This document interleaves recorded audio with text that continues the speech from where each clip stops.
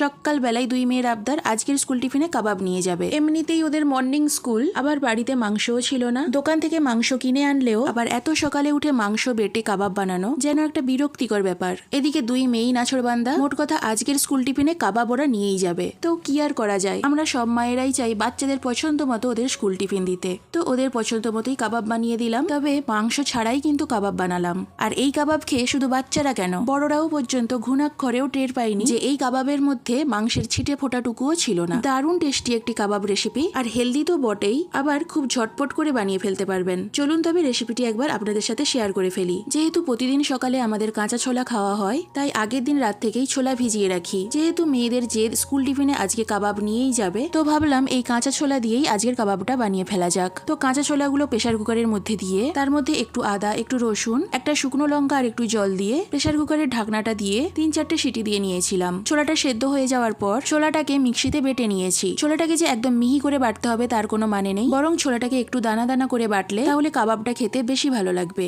তো এরপর বেটে রাখা ছোলার মধ্যে পেঁয়াজ কুচি, ধনেপাতা কুচি, লবণ, লঙ্কার গুঁড়ো, ধনে গুঁড়ো, একটু চাট মশলা, 2 টেবিল চামচ বেসন আর 2 চা চামচ চালের গুঁড়ো দিয়ে এরপর একটু জল দিয়ে ছোলা বাটাটার সাথে সবকিছু খুব ভালো করে মিশিয়ে নেব। এরপর একটু করে ছোলা বাটা নিয়ে গোল চ্যাপটা করে আমরা চিকেন কাবাব ঠিক যেভাবে বানাই ঠিক সেই রকম একটা শেপ দিয়ে নেব। এইভাবে একে একে সব কাবাবগুলো বানিয়ে নেব।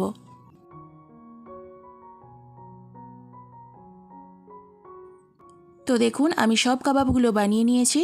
আমি 1.5 কাপ ছোলা ভিজিয়েছিলাম, আর 1.5 কাপ কাঁচা ছোলা দিয়ে আমার মোট 13টি কাবাব হয়েছে। এরপরে ফ্রাই প্যানে একটু সাদা তেল দিয়ে তেলটা গরম হয়ে গেলে কাবাবগুলো একে একে ভেজে নেব। উল্টিয়ে পাল্টিয়ে কাবাবগুলোকে সোনালি কালার করে ভেজে নেব।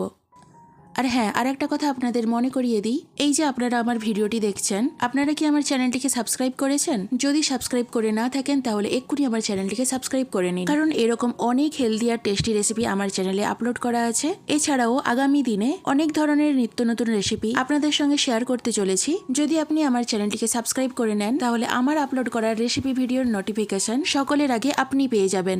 এছাড়াও বাচ্চাদের নিত্যদিনের স্কুল টিফিন আইডিয়া শেয়ার করে থাকি, সেই নোটিফিকেশনগুলো সকলের আগে আপনি পেয়ে যাবেন। তবে আর দেরি কেন, চলুন ঝটপট করে এক্ষুনি আমার চ্যানেলটিকে সাবস্ক্রাইব করে নিন। তো দেখুন সব কাবাবগুলো আমার ভাজা হয়ে গেছে। দেখতেই পাচ্ছেন কাবাবগুলো দেখতে কতটা লোভনীয় হয়েছে।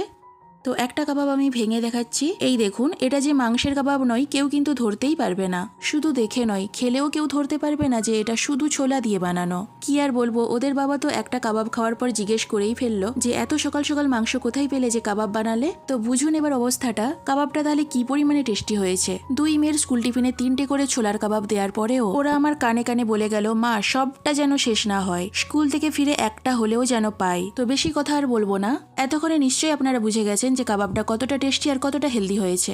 তো আজ এই পর্যন্ত, দেখা হবে পরবর্তী কোনো রেসিপি নিয়ে। সকলেই খুব ভালো থাকবেন, সুস্থ থাকবেন।